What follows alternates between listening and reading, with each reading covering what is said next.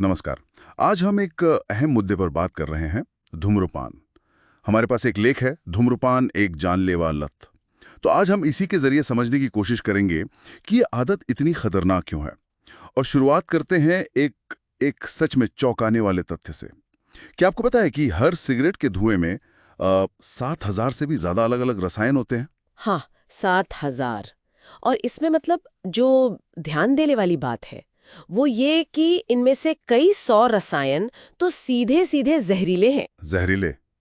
जैसे कि? जैसे तार है, कार्बन मोनोऑक्साइड है, ये तो लोग जानते हैं। लेकिन आर्सेनिक, फॉर्माल्डिहाइड, साइनाइड ये सब भी होते हैं। ये तो जाने माने जहर हैं। ओह। और सबसे डराने वाली बात यह है कि इनमें से कम 70 रसायन ऐसे हैं जो सीधे कैंसर पैदा कर सकते हैं। 70? सिर्फ एक सिगरेट में? हाँ, 70 कैंसर पैदा करने वाले रसायन, जिन्हें कार्सिनोजेन कहते हैं।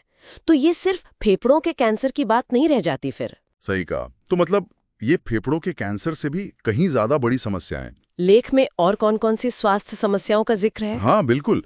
फेफड़ों का कैंसर तो सबसे कॉमन है जो लोग जोड़ते हैं। पर सच ये है कि धूम्रपान शरीर के लगभग लगभग हर अंग पर बुरा असर डालता है। जैसे हृदय रोग है, स्ट्रोक है, इसका खतरा कई गुना बढ़ जाता है।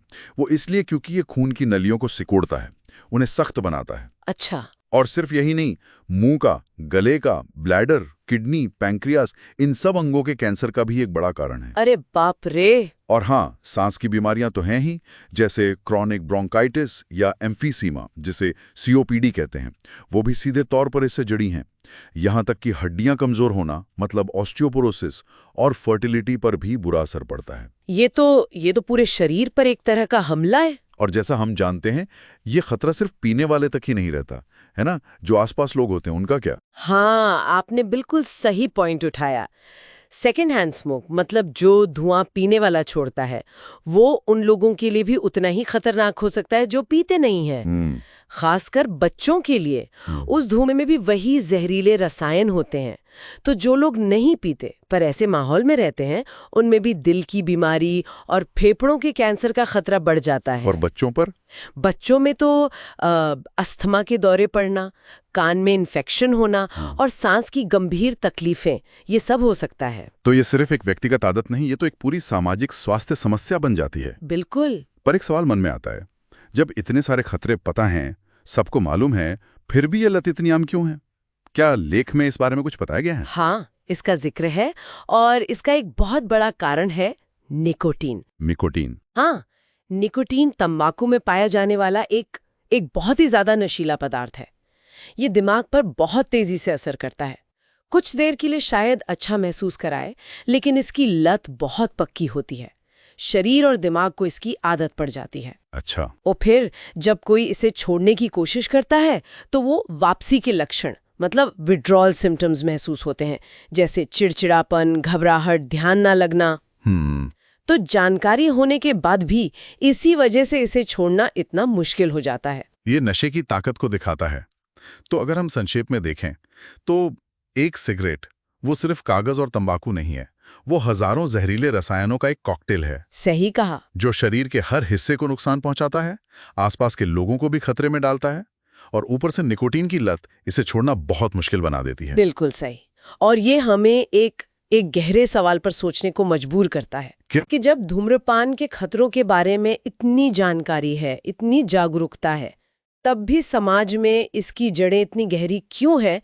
और व्यक्तिगत स्तर पर देखें तो वो कौन सी मनोवैज्ञानिक या सामाजिक रुकावटें हैं जो लोगों को इस जानलेवा आदत से बाहर निकलने से रोकती हैं? इस पर जरूर और सोचा जा सकता है। धूम्रपान छोड़ने के जो उपाय हैं और जो उपचार उपलब्ध हैं, उन पे जरा गहराई से बात करते हैं। जानकारी एक स्रोत से है जो इसी विषय पर है। तो असल मुद्दा तो वो सिगरेट में निकोटीन है ना? बिल्कुल वही है। ये निकोटीन ही है जो दिमाग की केमिस्ट्री को बदल देता है। अच्छा। और उससे फिर एक मजबूत, मतलब शारीरिक और मनोवैज्ञानिक दोनों तरह की निर्भरता बन जाती है। और इसीलिए इसे छोड़ना आसान नहीं होता। ये तो है, मुश्किल तो है, पर ऐसा भी नहीं कि हो ही नहीं सकता। अगर एक सही योजना हो, व्यवहार में कुछ बदलाव लाएं और जरूरत पड़े तो डॉक्टरी मदद भी लें, तो ये मुमकिन है। हाँ बिल्कुल। तो चलिए समझते हैं इसे। शुरुआत कैसे की जाए, कहाँ से, मतलब पहला कदम क्या हो? देखिए, पहला और सबसे जरूरी कदम है तैयारी। पक्की तैयारी। हाँ, सबसे पहले तो अगले मान लीजिए 7 से 14 दिनों के अंदर एक तारीख तय करनी होगी, स्मोकिंग छोड़ने की तारीख। ठीक है। और ये सिर्फ कैलेंडर पर निशान लगाना नहीं है, इसके लिए दिमागी तौर पर तैयार होना पड़ता है। अच्छा। और ये भी जरूरी है कि आप अपने दोस्तों को, परिवार को बताएं अपने इरादे के बारे में। उनका साथ मिलता है तो आसानी होती है। ये बात तो सही है, लेकिन सिर्फ तारीख तय कर ली और बता दिया, क्या इतना काफी है? क्योंकि कई बार लोग तय तो करते हैं पर फिर। नहीं, बिल्कुल सही सवाल है।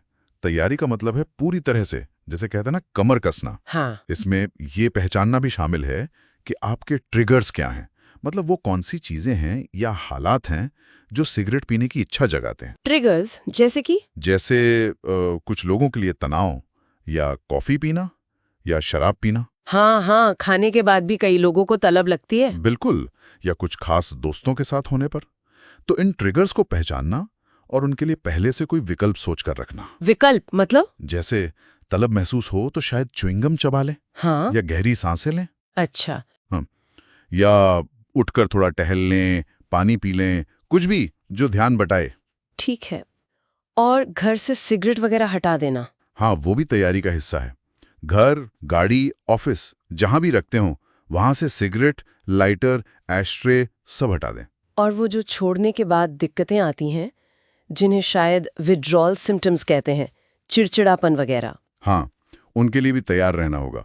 चिड़चिड़ापन, थोड़ी बेचैनी, ध्यान लगाने में मुश्किल, सिगरेट की बहुत तेज इच्छा होना, नींद में गड़बड़ी, ये सब आम है। ये पहले समझिए 3 से 5 दिन सबसे ज्यादा होते हैं। ओह। पर अच्छी बात यह है कि धीरे धीरे, मतलब 2 से 4 हफ्तों में ये कम होने लगते हैं। ठीक है। तो ये तो हुई तैयारी की बात। अब मान लीजिए कोई तैयार है पर फिर भी मुश्किल लग रहा है, क्या कोई डॉक्टरी मदद भी है जो इस सफर को थोड़ा आसान बना सके? हाँ, बिल्कुल है। और डॉक्टरी मदद काफी प्रभावी हो सकती है। एक तरीका है निकोटीन रिप्लेसमेंट थेरेपी, NRT कहते हैं इसे। NRT, ये क्या होता है?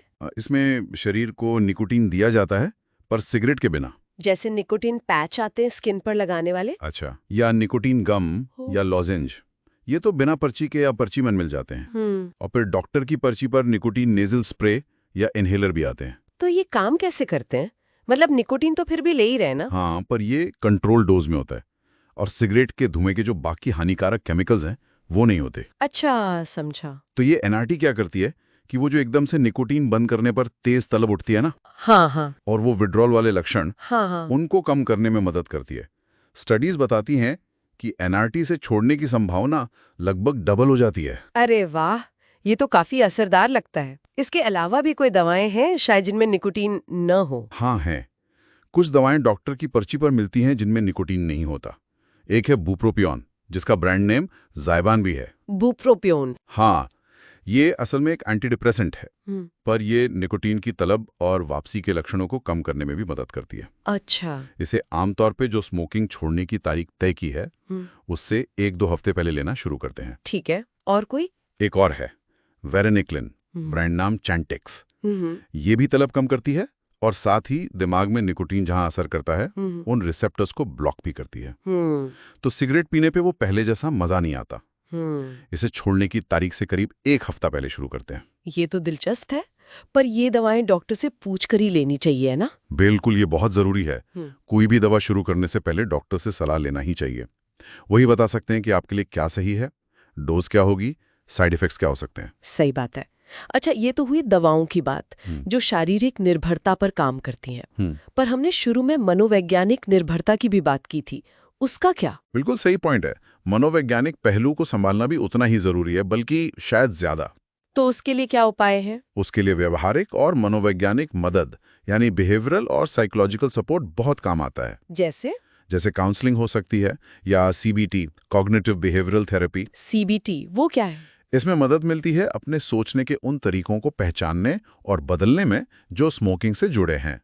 तनाव से निपटने के बेहतर तरीके सीखने में भी मदद मिलती है। अच्छा। फिर सपोर्ट ग्रुप्स होते हैं जहां और लोग जो छोड़ने की कोशिश कर रहे हैं या छोड़ चुके हैं वो अपने अनुभव बांटते हैं, उससे बहुत हिम्मत मिलती है। हाँ, ये तो मैंने सुना है। और आजकल तो शायद मोबाइल ऐप्स भी हैं। हाँ बिल्कुल, कई सारी ऐप्स हैं जैसे quit sure, quit now, WHO की भी ऐप है क्विट टोबैको। ये आपकी प्रोग्रेस ट्रैक करने में, टिप्स देने में मदद करती हैं। और वो क्विट लाइन का क्या भारत में ऐसी कोई सेवा है? हाँ है, क्विट लाइन इंडिया। उनका एक टोल फ्री नंबर है 1800-112356। इस पर फोन करके मुफ्त सलाह और मदद ली जा सकती है। अरे वाह, तो मतलब मदद के लिए काफी सारे रास्ते हैं, दवाओं से लेके काउंसलिंग, एप्स, हेल्पलाइन। हाँ बिल्कुल। पर इन सब के बावजूद ये सफर तो मुश्किल होता ही है। तो कोई अपना हौसला कैसे बनाए रखें, मोटिवेटेड कैसे रहें? देखिए, प्रेरणा बनाए रखना तो सबसे जरूरी है, और उसका सबसे अच्छा तरीका है फायदों को याद रखना। फायदे जैसे आपके फेफड़े बेहतर काम करने लगेंगे, दिल की सेहत सुधरेगी, हाँ, सांसों में ताजगी आएगी, स्किन साफ होगी, हाँ। स्टैमिना बढ़ेगा, नींद अच्छी आएगी। पैसों की बचत भी तो होगी। हाँ, वो भी एक बड़ा फायदा है। और शायद सबसे अहम, आपका परिवार सेकेंड हैंड स्मोक के खतरों से बचेगा। ये सब बातें याद रखनी चाहिए। सही कहा। तो संक्षेप में कहूं तो धूम्रपान छोड़ना कोई एक दिन का काम नहीं है। ये एक सफर है, छोटे छोटे कदमों का। हाँ, सिगरेट के बिना बिताया हर दिन एक जीत है। और अगर सही रणनीति हो, जरूरत पड़ने पर दवा हो और लोगों का साथ हो, तो इस लत से छुटकारा पाया जा सकता है। बिल्कुल। एक कहावत है ना, छोड़ने के लिए कभी देर नहीं होती, लेकिन जितनी जल्दी छोड़े उतना ज्यादा जीवन मिलता है। बिल्कुल सही। और जाते जाते एक सवाल छोड़ जाता हूं सोचने के लिए। हाँ। हम सेहत और पैसे के फायदों की बात तो करते हैं, पर क्या धूम्रपान छोड़ने का कोई ऐसा अनएक्सपेक्टेड फायदा भी हो सकता है जिसके बारे में हम आमतौर पर सोचते नहीं? ये सोचने वाली बात है।